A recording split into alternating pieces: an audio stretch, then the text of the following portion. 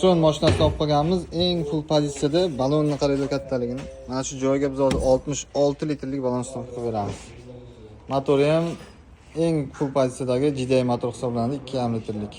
Bizda motori MPI va GDI aralash, ya'ni dual motor hisoblanadi. Eng qiyin motorlardan KK5 ta full pozitsiyadan full shu motor bo'ladi.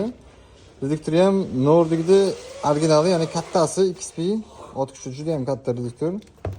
Turbina qo'shgan sari bu ham qo'shib boradi. Mnogorazoviy original Polshani filtri, gazni toza qilib motorga yetkazib beradigan eng zo'r filtrlardan bittasi. Har 15 mingda ichi tozalanadi va одноразовый filtrimiz. Har 5 mingda almashtiriladi. Ikkalasi ham Polshaniki.